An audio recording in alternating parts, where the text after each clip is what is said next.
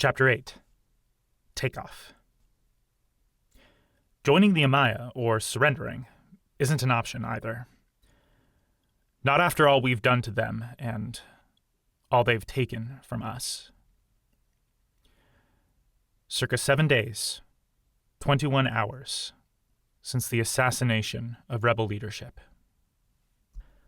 Uchantu busied herself with checking the multitudes of georural fixtures on Frozen Phantom's salvaged and stolen Amaya fighters and transport ships as she waited for her team to arrive. There were a few of them on the other side of the ship, their conversation lost in the multitude of echoes in the large stone chamber. But Uchantu wasn't entirely sure how to start this off yet. Do I just go talk to them while we wait for the others? Or should I wait for everyone, then address them at once?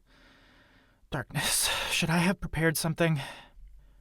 She wasn't as bad with people as Estingai, but she usually had Karuxi to help smooth over any awkwardness, and she rarely took the lead, especially of groups that hadn't worked together before. In the past, she'd been part of teams with Karuxi and some knights, and on a few occasions, she and Karuxi had taken over leadership of squads of regular soldiers who knew each other and followed her orders without question. The Remnant factions didn't have the luxury of trained soldiers. Sure, they followed a military command system and style of living because of their circumstances, but most of Frozen Phantom's fighters weren't soldiers trained in any formal army. Trying to shake her nerves, Uchantu bent a few wires back into shape, then tightened a few of the screws that held the housings of the wireframes that connected controls in the cockpit to the georural mechanisms.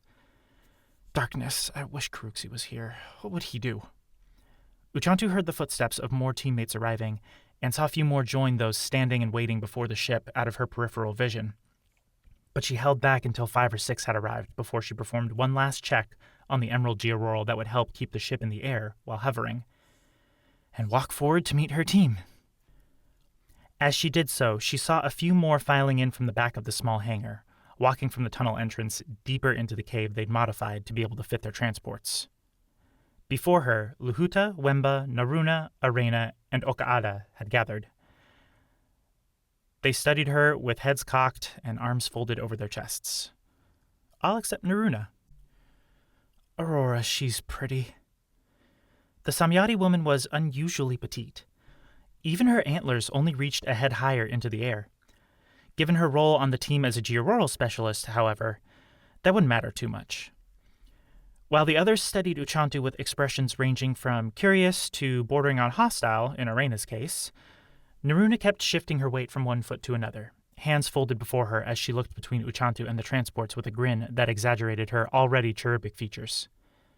Uchantu swallowed and had to take a deep breath to clear her head. She forced herself not to stare at Naruna, not at her silvery gold eyes or her violet lips or her... Uchantu cleared her throat, shaking herself a bit.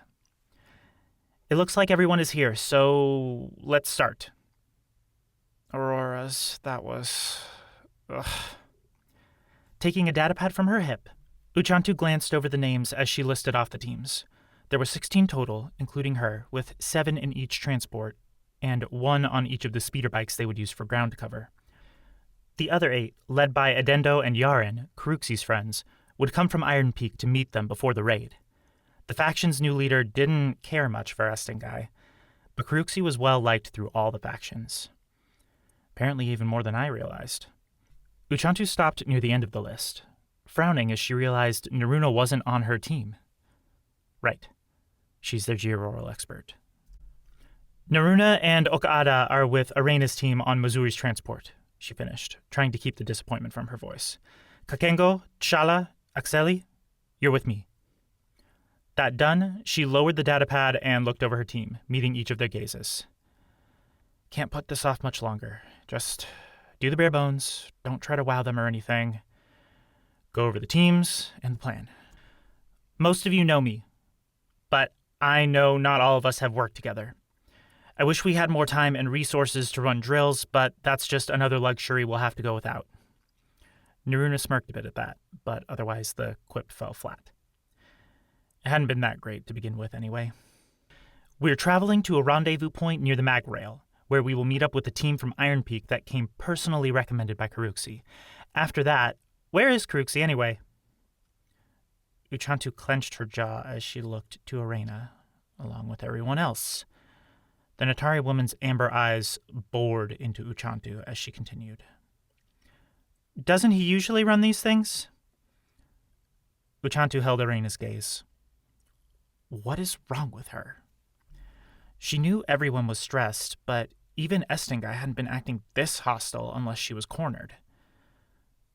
A thought popped into her head. No, it's not Arena. It couldn't be, right? Karuxi is doing something only he can do, Uchantu replied, keeping her voice cool. Auroras, it could be any of them. Somehow, she needed to lead them and make sure she didn't have a traitor in her midst. Schooling her expression, Uchantu looked to the others. As I was saying, we're raiding a shipment coming back from Darkside this time instead of one being sent there. The water car, ration crates, and fuel cells are the main targets, but we've also got marked containers of Darkside seeds and saplings, medical supplies, gem braces, and rare metals to take. We take only what's been marked and nothing else. The refuse containers have already been loaded onto our ships. Uchantu read off the rest of what she'd written down. Karuxi had been able to help with that before he'd left, at least. But she blinked when it was done. She was certain she'd hit all the points, but couldn't remember the actual words she'd said. Just get going so you don't need to talk anymore. She nodded to the two transports. Get yourself settled. I'll go over the finer details once we meet up with the Iron Peak team. Indu, Bavlos, get to your bikes. We'll see you outside. Uchantu stood and watched as everyone headed to their places, then felt awkward and went to check with the hangar attendants about the outer doors and go over the pre-launch protocol again.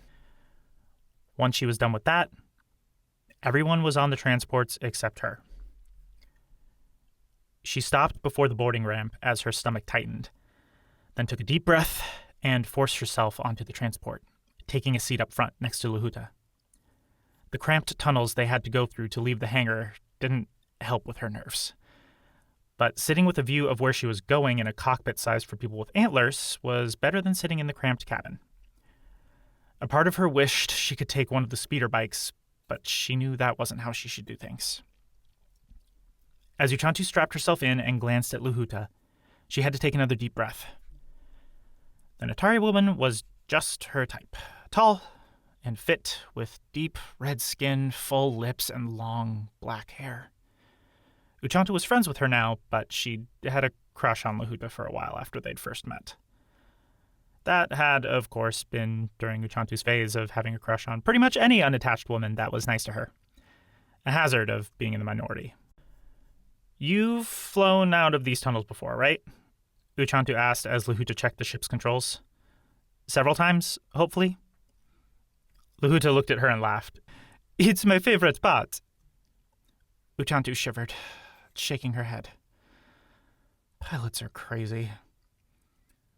Lahuta laughed even harder, and Uchantu smiled, relaxing just a bit. Everyone strapped in? Lahuta called. A round of affirmatives answered. Lahuta turned on the radio. Muzuri, you ready? Whenever you are, Lahuta. Lahuta grinned and nodded to Uchantu. She blinked, scanning the controls for a second before she apparently remembered that hangar control needed a signal. She flicked a switch back and forth, which flashed their lights, a harsh white like those that illuminated the cavern. The other transports flashed a moment later, then 3 low synthetic beeps echoed through the cave. Lahuta grinned. Finally.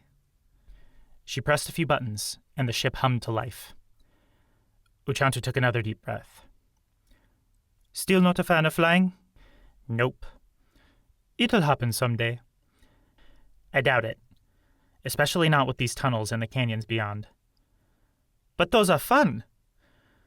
Uchantu rolled her eyes, and Lahuta sighed. Just wait for the day we fly away from the Amaya. Then you will like flying. Until then, sit back and relax. I've got it from here. As Lahuta took the yoke and raised the ship off the ground, Uchantu tried not to let her nails dig into the seat. I hope Karuxi is having a better time than me, at least.